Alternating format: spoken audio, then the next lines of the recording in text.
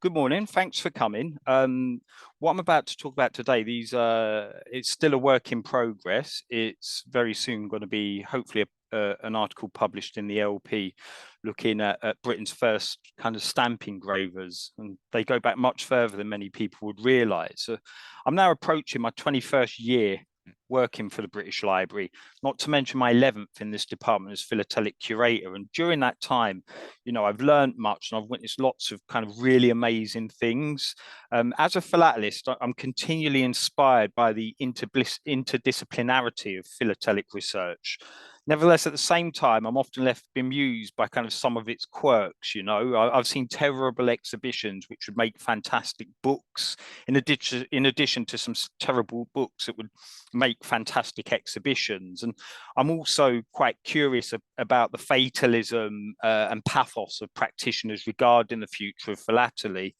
In 2018, the W4 group published The Future of Philately as Seen in 2018. And given developments in the philatelic world since its publication, it probably needs some updating. Nevertheless, this document does contain a range of interesting points and ideas. My only critique concerns the way it conflates the decline in collecting, which is true, with a decline in the subject, a fact which, in my opinion, is far more open to debate. Furthermore, more consideration needs to be given to the wider social, economic, and political practices of philately as a subculture. We mirror the art world in so many ways, and that's largely overlooked amongst academics. Unlike other major philatelic institutions, the British Library's philatelic collections actually comprise a small part of a much larger non-philatelic organisation, a situation which probably provides a wider perspective regarding the health of philately. And for starters, there are an increasing number of monographs and academic papers, such as the one shown here, incorporating philatelic material into the analysis of empire, propaganda, and national identity. Some are good, others less so. But these works still demonstrate the intellectual vitality surrounding philatelic objects, and that in that area in particular, the hobby, the lifestyle remains robust. Now, philatelic communities are going to need to up their game should they want to kind of contribute towards these cultural narratives kind of stemming from philatelic objects. And academics have much to learn from philatelists and vice versa. One area of kind of personal research fascination for me relates to the lives and work of artists and engravers and their work when they're developing stamp designs. Now, given the rich and encyclopedic kind of subject content of stamp designs, one really wonders why such research is neglected in comparison to kind of the engraving, printing, and wider manufacturing processes. And it certainly provides a springboard, kind of enabling philately to expand right into the very heart of mainstream academic, cultural, and creative sectors. And I hope to kind of briefly demonstrate this point whilst looking at the relationships between sigillography and sealed design. And the following individuals shown here were all appointed official engravers of royal seals between the 17th and 19th century. And without them, our collections would be very different. So the people we're going to look at today, Thomas Simon wasn't actually a stamp engraver, but the other people around him were. So during the 18th, following the Glorious Revolution, Britain the appointment of James II to the throne kind of set us on a course of conflict with mainland France. And where we were taking on the superpower of their day, if you will, the British government needed to introduce a range of fiscal reforms to enable us to fund war. Now, there were two events in 1694 which were fundamental to the development of a professional stamp engraving profession in the UK. The first was the establishment of the Bank of England in 1694, which helped create the national debt to fund war with France. And the second, that same year, of course, was the creation of a stamp office to help fund that debt. What happened when the 1694 Stamp Act was passed, the Act of Parliament turned around and appointed a range of duties on particular documents ranging from a penny up to 40 shillings or £2. And the proof of payment was to be provided by the presence of a stamp or mark on the document. Now, during this period, let me go back. Sorry. What I want to do is, yeah, you know what? Let me restart that. Basically, these individuals here who were seal engravers were employed to produce stamps, and the following individuals who were all appointed royal engravers to royal seals also engraved the first revenue stamp. So I want to talk about some of their work. So we're going to look at Henry Harris, John Roos, James Girard, and John Rollos to start with. Now, these individuals were responsible for engraving the seals of Britain and the Empire. So what we have here is the fourth Great Seal of George III that was engraved by Nathaniel Marchant in 1891, a colonial deputed seal for Quebec engraved by Thomas Major in 1763. We've got Victoria's deputed seal for Hong Kong below it, and the corporate seal for the Bank of Australia, and also an episcopal seal. Now, all of these were engraved by Stamp Office engravers. We also have these same engravers producing medals, such as the Coronation Medal engraved by Thomas Simon in 1661, and jewelry. So you can see these early engravers are producing a range of work, such as John Rock's Map of London, engraved by John Pine, the Village Surgeon, painted by David Teniers, and the Robinson Crusoe. With the exception of Thomas Simon and Benjamin Wyle, all of these engravers had a direct impact on stamp design, since they were manufacturing the stamps of the Stamp Office. So you've seen some of their work here. Let's look at some of the stamps they're engraving. So John Roos, who was appointed in the early 18th century, engraved this 2s 6d type 2 die, and this was for use on warrants and other legal documents. That's followed up by the American A die engraved by Thomas Major in response to the passing of the 1765 Act. We've got the hair powder duty stamp engraved by Thomas Major here in 1785.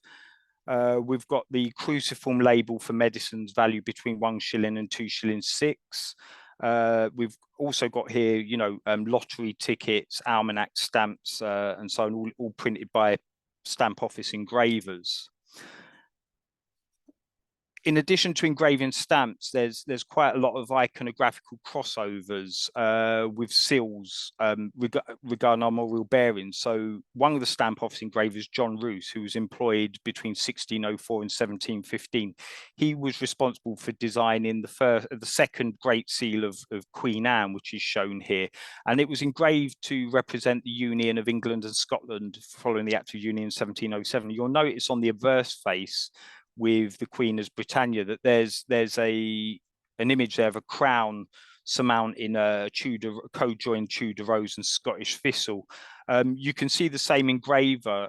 He's applied that motif to his revenue stamp. So here we've got Roos's engravings for the halfpenny newspaper stamp that were manufactured around 1712. And again, John Roos has also engraved this 6d per pound stamp for indentures for clerks and apprentices. So in addition to them engraving seals, coins, medals, and stamps, you also get a lot of iconographical crossover. Now, around the period of 1816, the role of Stamp Office and seal engravers splits, and William and two engravers known as father and son, William and George Harfide, focus on Stamp Office revenue stamps, and then Benjamin Wyon is appointed engraver of the Great and Colonial Deputed seals. However, the designs utilised on these seals had a massive impact on postage stamp designs of the British Empire and the Commonwealth, right the way through from the reign of Victoria through to the reign of Elizabeth II. So what we have here is Thomas Major, who did the American revenue stamps. We've got his first colonial deputed seal here for New South Wales that he engraved in 1788. And below that, we have the New South Wales colonial deputed seal engraved by Benjamin Wyon for Victoria in the 1840s. Now, the vignettes, the designs of these went on, of course, to inspire Henry Jervis's engraved design for the New South Wales 1851 penny stamp. So you could see how, Stamp Office and seal engravers were impacting some of the first iconic issues of stamp design. Moving on, what we have next is Benjamin Wyon's deputed seal for Queen Victoria for Western Australia. Again, this seal was engraved around the 1840s. And, you know, again, you can see the crossover from the seal going into stamp design here with the 1st of August 1854, 1p stamp engraved by W. Humphreys and manufactured by Perkins Bacon. You also have the Western Australia of 1892 definitive 2.5p stamp below that, manufactured by Thomas Delarue and Company using a typography printing process.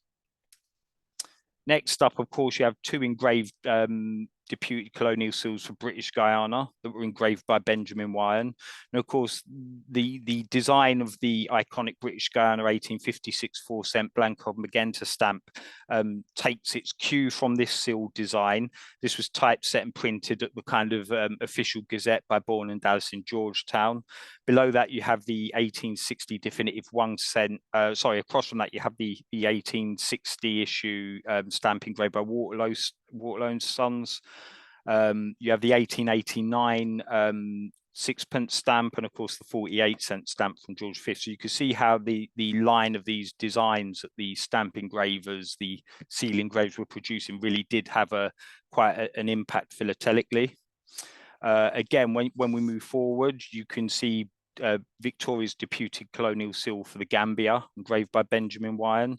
And of course, the design on this takes inspiration. It looks at you know, got the various stamp issues here, such as the Ascension 1924 to 33 issue 6p stamp, designed by Thomas Bruce. You've got the St. Helena 1922 to 38 issue stamp, plus the 1934 centenary 10-shilling stamp, and of course the George VI 3p stamp. Likewise, with Victoria's deputed colonial seal for the Gambia, you can see how the design here once more carries across to the various stamp issues for the Gold Coast and Gambia. In fact, you can trace some of this imagery back to the kind of early or kind of early Stuart, mid-Stuart period, if not before then. We have the deputed colonial seal for Sierra Leone, engraved by Benjamin Wyon in 1850. And in this instance, if we go back to the preceding page, you can see the elephant under the palm tree. You can see how that shapes the 1-shilling stamp for 1913. But again, later on, you can see for this seal how the iconography feeds into the 1933 centenary issue, and of course the elephant on the Sierra Leone 1933 abolition of slavery issue. For South Africa, we have Victoria's deputed colonial seals for the colonies of Natal and also Port Natal, both engraved between 1850 and 1855. You can see how, again, the vignette on the 1-shilling stamps for South African KUT, both are based on that seal with the kind of 2 running wildebeest. Here we have Victoria's deputed colonial seal for Antigua and Barbuda that were engraved by Benjamin Wyon. And on this occasion, you can see with the early Antigua 1903 17 definitive issue 2-penny stamp and the war stamp overprint issue of 1916, that the entire seal, the seal itself as an object, not just the images on it, but the seal itself has been incorporated into the stamp design, and whereas later on for the Antigua 1921-29 definitive issue £1 stamp, you can see the vignette in the bottom just below George V's contract. Moving forwards, we have George III's colonial deputed seal for Dominica, and this was engraved by Thomas Major in the 1760s. And once again, you can see it being produced on the definitive stamps for the Bahamas, as well as the 1923 4-shilling stamp.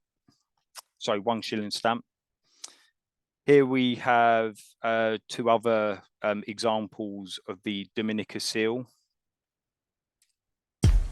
There are more virtual Stampex talks coming to YouTube.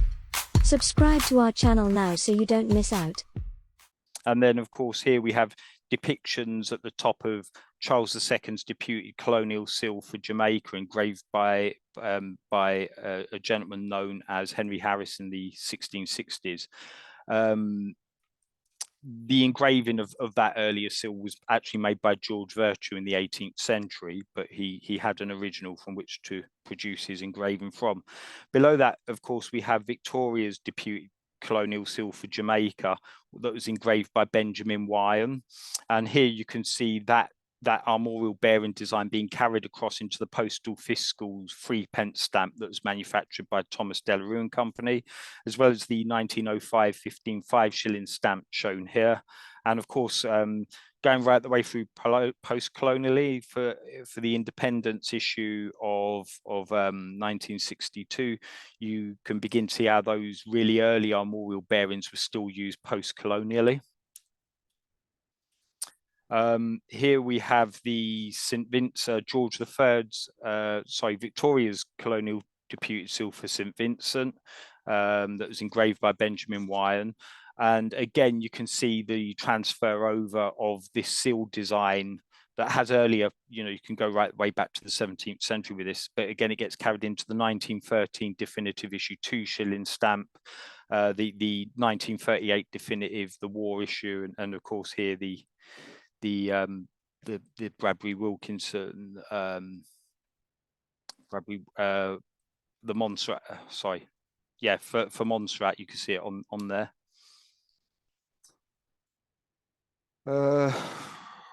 Let me just see. Sorry, this isn't my most organized of speeches, I'm afraid. Bit less organized than I thought. So here we have George III's colonial deputed seal for St. Vincent by Thomas Major, and below that, of course, we have the one for Benjamin Wyon. And once again, you can see the crossovers in the design. And here we have the sets for St. Kitts and Nevis. Initially, there were two separate seals engraved by Wyon, one with the individual holding the telescope and the other the kind of group image. As they unify, of course, the designs are incorporated into a single seal. And again, you can see this kind of transfer across of those various imageries into the stamps of kind of St. Kitts and Nevis, from kind of, George V through to George VI. Here's these deputed colonial seals for St. Lucia. Again, the 18th century one for George III by Thomas Major, and Victoria's one by Benjamin Wyon. And it's less obvious, but of course, in the tercentenary issue, you can see the vignettes being shown there, and also on the St. Lucia 10-shilling definitive stamp of George V. And also Turks and Caicos Island collectors will be pleased to know that even their colonial badge issues also can be tied back to certainly the 18th, 19th century via the seals, as were the Virgin Islands stamps. So here we've got the Virgin Islands seal of Victoria. We've got one of the proofs for the first issue in the Taplin collection, and various other issues from stamp issues from the reigns of George V and VI. Now, I think by this point, one of the things you'll be aware of here is how these designs you can stretch right the way back in time. These are quite long-lasting things. So what I wanted to do was kind of show the genealogy of one of my favorite sets of stamps, which is the Barbados colonial badge issue.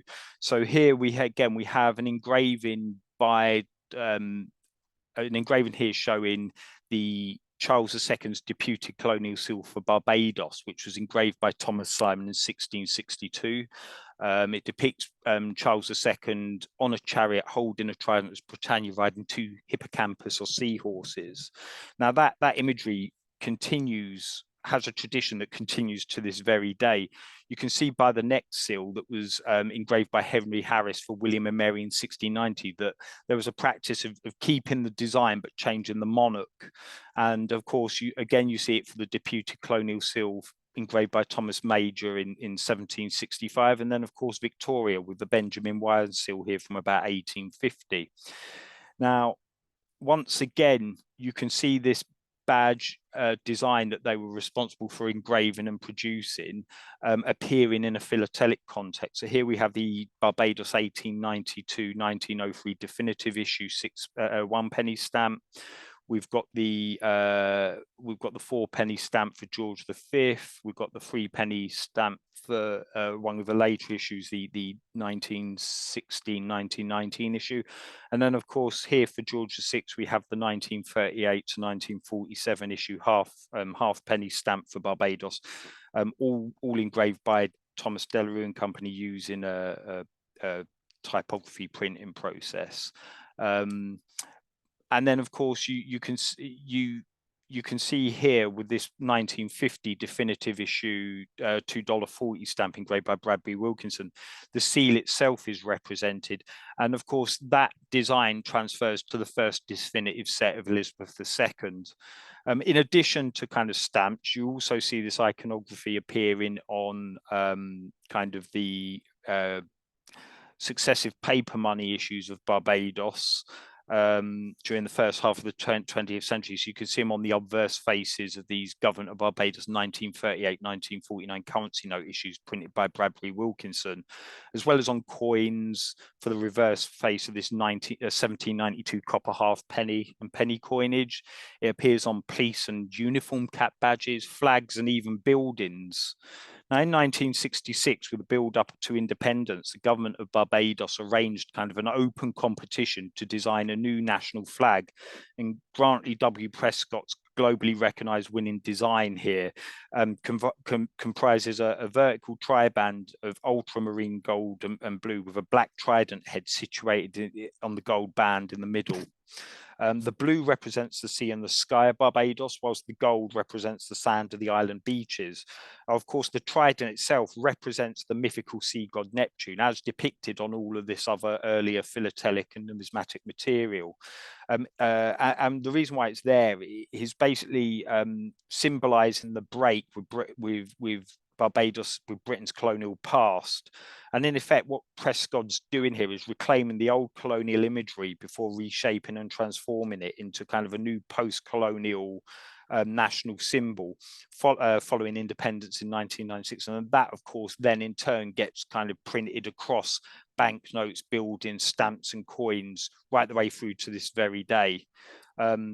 Charles III's recent coronation likewise continues an extremely long-standing ceremonial tradition, and the scale of coronation does kind of vary from reign to reign, but the core elements kind of remain the same right the way back into antiquity. So the monarch's selection, his anointment of holy oil, the public acclamation, the enthronement, that these are the things that remain unchanged. And records for English coronations actually stretch way back over 1,000 years. But as David's instructions to King Solomon, to Crown Solomon as king reveal, the Judeo-Christian origins of the ceremony actually go back much further in time. So I'm going to quote from Book of Kings here: "And let Zadok the priest and Nathan the prophet anoint him there king over Israel, and blow ye the trumpet and say, God save King Solomon. Then ye shall come up after him, that he may come and sit upon my throne, for he shall be king in my stead." The coronation in May 2023 includes a rendition of Zadok the priest, which alludes to this biblical tradition. And Charles II's enthronement appears to take its lead from early medieval religious iconography. So what we have here for the first image is a medieval manuscript, the Liber Vitae of Queen Emma, so the life of Queen Emma. This was produced in 1031, and it centers upon King Canute and Queen Emma presenting a cross to the altar of the new minster at Winchester. And the angels are descending from heaven, touching the monarch's crown. And there's also an image of Christ enthroned in majesty immediately above the cross. Now, seals from Edward the Confessor's reign onwards, as shown here, have always taken iconographical inspiration from the enthronement. So here we have a copy of Edward III's great seal, Edward the Third's great seal, which depicts him enthroned around 1330, and below that you have Queen Victoria's first Great Seal, engraved by Benjamin Wyon in 1837, continuing the tradition. But of course, we also see this monarch enthroned tradition embedded in seals and other iconography on stamps. So here, for example, we have the Australia Victoria 23rd of October 1856 one penny stamp, manufactured by Perkins Bacon using a recessed printed process, as shown in this colour proof. So you could begin to see that there are synergies between seals, between the early engraved seal engravers and coin engravers with stamp engravers. That there are these linkages that normally you'll have people who collect coins, people who collect banknotes, people who collect stamps, and they never cross lane. There's ample opportunity here for cross-pollination. And like I say earlier, because this has been a bit incoherent, I'm going to go back a few slides just to explain who these people are a bit better. Now I've got a bit more of a flow. But here we have, so like I say, by the stamps are a multifunctional technology. They're a visual material, multi-purpose technology that have been key to the formation of nation state development in Europe. And they did this from the 17th century by doing two things, which were kind of building out our communications infrastructures and also helping raise revenues in the form of taxation. Now, from the 18th century through to the 19th century, that technology is then, the technology of the stamp is then introduced in colonial imperial contexts for similar purposes. And they prove their worth so much that by the 20th century, they're adopted around the world post-colonially. So, you know, stamps have always been a very important part of our culture and in building the modern world.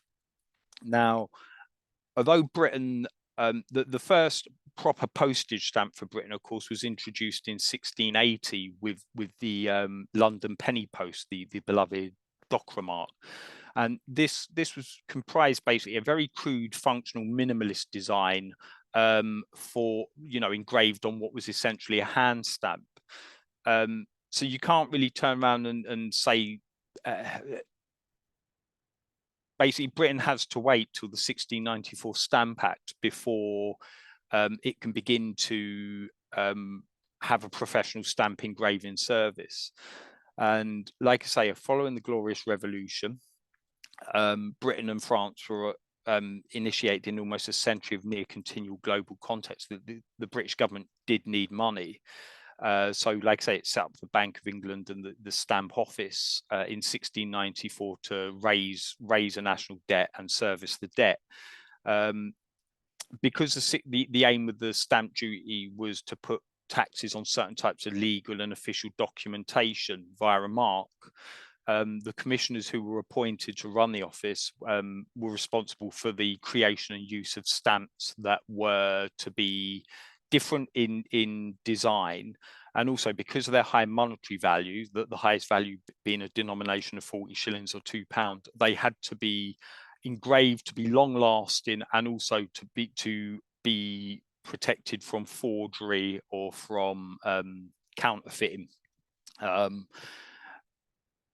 So, you know, that by this period, you know, the Stamp Office commissioners have a challenge here in that they require certain technical expertise, and they're looking around for that expertise. Now, luckily for them, you know, the people they turned to were the seal and coin engravers, who were basically being supervised while they were working in the Royal Mint. And what I'll do is is briefly discuss them. So the first Stamp Office engraver who did some of the early, the William and Mary seal for Barbados, for example, was a man called Henry Harris. He was a famous restoration actor. He was a friend of Samuel Pepys. He was a theatre owner, but he was also bred a seal cutter. Now, he was appointed one of the first commissioners of the Stamp Office, and he was working there from 1694 right the way up to his death in about 1704. And he was responsible for producing the very first stamps for the stamp office, and these were 6 stamps in denominations from a penny up to 40 shillings. Like saying, each one had a different shape. Each one comprised a range of armorial bearings, such as shown here.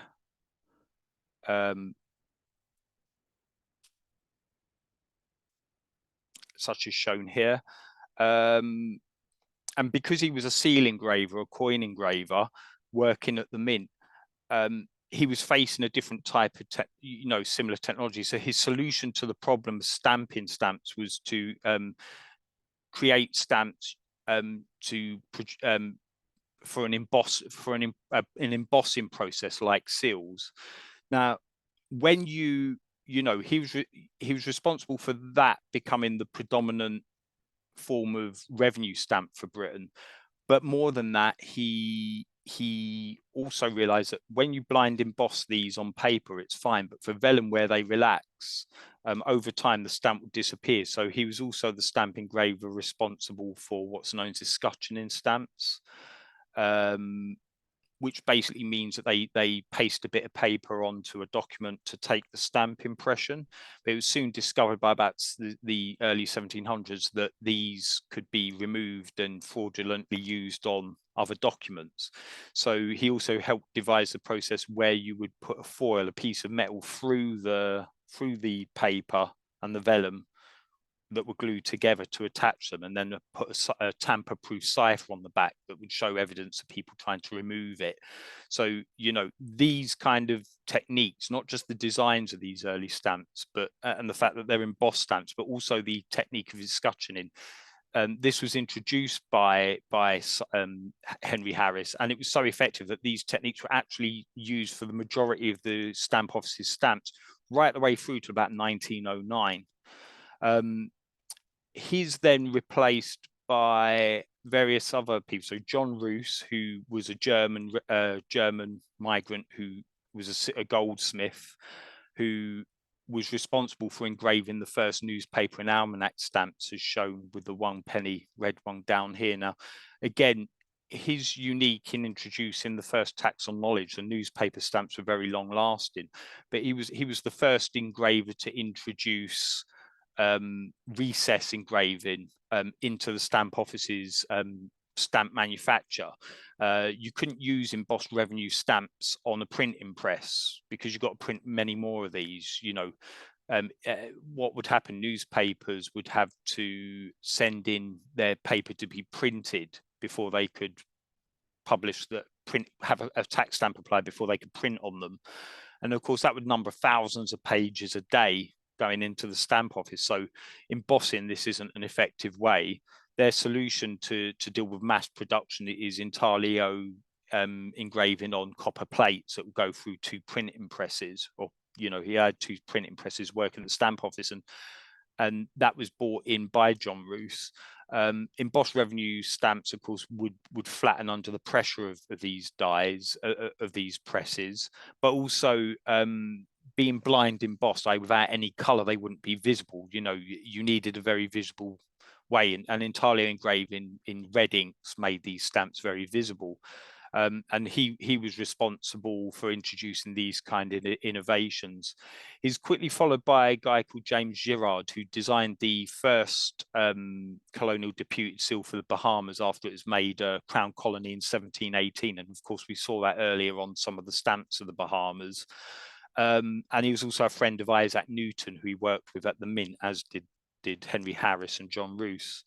He's then replaced by a guy called John Rollos. And Rollos is shown here. Here's the portrait at the top here, where I'm now moving my cursor.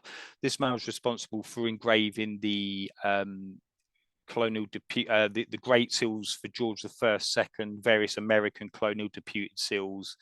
And of course, he went on to engrave quite a few of the tax stamps. So here we could see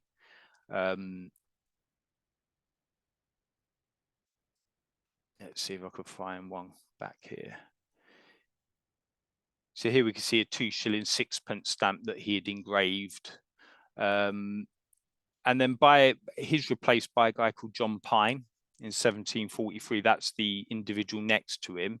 And this portrait is quite nice because it's based, John John Pine was born in the early 18th century.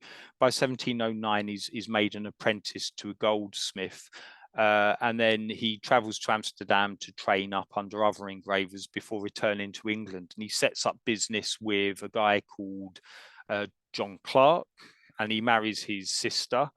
Together, they worked together on one of the most iconic early printed book plates here. So this engraving of Robinson Crusoe was engraved by John Pine. He also produced an engraved rocks map of London, and he was the official engraver to the Freemasons. Not a lot of people know that he was also a stamp office engraver. So you know, we have here. Do I have examples? We have here the one kind of embossed revenue medicine duty stamps that he had engraved. And then he was succeeded by one of his apprentices, a gentleman called Thomas Major. Now, Thomas Major's arguably the most important. That's the gentleman in the portrait here. He works at the stamp office from 1756 roughly to his death in 1799, and he is perhaps the most important stamp office engraver there was. Again, if we look, so he did the third and fourth Great Seal for George III. And of course, earlier here, we have at the top here, the image is first seal for New South Wales, which formed the basis of the Sydney view. He also engraved works like the Surgeon shown here, which is the bottom image in the middle. So, and he went on at the stamp office to produce hundreds of stamps. And in fact, most of these ones on this page are examples of his work. So one of the most important stamps that he was responsible for engraving was the 1765 America revenue stamps. So following the 7 Years' War, Britain and France have been at it in America, and Britain emerges triumphant in America and India by the end of the war, and starts to become a global power. But having got to that point, Britain accrued the largest national debt it ever had. And so Parliament felt it was only fair that the American colonies, or the colonies of the Caribbean and the Americas, should contribute towards paying off that national debt. And in 1765, Parliament passed a Stamp Act, basically imposing introducing stamp duty throughout the Caribbean, Americas, and the areas that became Canada. Now, 13 colonies, North American colonies in particular, took issue with this and turned and said, well, hang on, you're taxing us, but we don't have parliamentary representation. So they strenuously resisted, and some of the radicals in England at the time, like Pitt the Elder, back to the Americas and turned around and said, well, you know, no taxation without representation. You know, the act itself was quickly repealed, but the damage was done, and it gave rise to what eventually became the American War of Independence. So without revenue stamps, we wouldn't actually have a United States for America. So the impact of these tax stamps is still ongoing through humanity's history. And of course, Thomas Major was a major contributor to that, because here you can see the 3-penny die A for America that was used on particular types of legal documents. He engraved all of this material. Of course, when we lost the war, they scrub out America and they put them in the English tax system, which is rubbish, you know. Next to that, we have one of his £1, £1 hair powder duties. So by the 1790s, you've had the French Revolution. That sets Britain and France on another period of massive conflict, with a small gap from 1793 to, of course, the Battle of Waterloo. And William Pitt the Younger, at this point, as Prime Minister, he's doing everything he can to raise money to fund these wars, and he introduces a range of duties and taxes, so on windows and so on, but also on fashion. So here we have two revenue stamps engraved by Thomas Major. One's the hair powder duty stamp. So there was a tax put on hair powder that you needed to keep your wigs clean and so on, and to smell nice. And what would happen, everyone in a household would be given a certificate, and they would pay this £1, £1 tax here to the stamp office, and you would get this stamp would be embossed on a certificate, and you take it home. You were allowed to legally wear your wigs and use hair powder on them. Of course, the cost of it each person in a house would have had a certificate. You have a house of 3 or 4 people wearing wigs, you can see how quickly that's going to go up. So the introduction of this tax actually led to a change in fashion. People stopped wearing wigs and adopt shorter hair.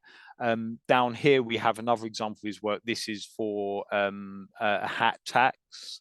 So this would have been a label attached to hats, and of course some of his early medicine duty material.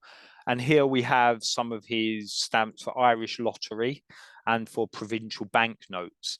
So you can see from his engraving, Thomas Major's engraving was much more part of our visual material technology than it currently is. Going back when he dies, so just before he dies in 1799, there's a jewel engraver known as Nathaniel Marchant who's shown here. He replaces or starts. They start offloading some of the work from Major onto him. Now he like Major was a Royal Academician. He lived in Rome for years. He was an antiquary.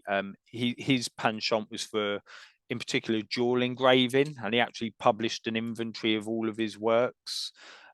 His appointer, this one here, this gem, depicting the death of General Wolfe based on the paintings, an example of his work. You can see here how he's taken over from about 1797 to his death in 1816. And then on his death in turn, you get Thomas Wine Jr., who was meant to replace him. He again is from the illustrious Wine family, because he dies very young. But he was responsible for producing a range of coins. Do I have any here? Let's see. No, I don't. He produced a range of coinage and medals, and he died very untimely. And by that point, the stamp office has a problem in finding people to do the work, because with the growth of empire, the seal engravers are busy doing seals, the royal engravers, and you begin to see other developments in other philatelic areas. So they employ a father and son who were known as William Halfhide. He worked at the Stamp Office from 1816 to 1843. And then he was replaced by his son, George Halfhide, who worked from 1843 up to 1860. Now, they had the royal appointment, so they had a royal license, and they were producing a range of seals for the whole world. So if you look at the far right here, you can see their seal for the Bank of Australia, and of course the episcopal seal for William Gunning, who's Archbishop of Bath. And interestingly, they were also engraving livery buttons, such as this one at the bottom here. We're lucky enough at the library to have their seal archive, and the range of their work is absolutely phenomenal. But of course, they then went on to engrave all the embossed revenue dies at the Stamp Office heading through.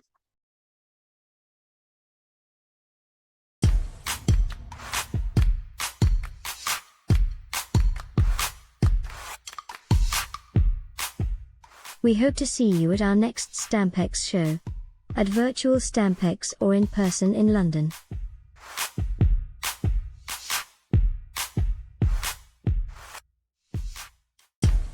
There are more Virtual Stampex talks coming to YouTube.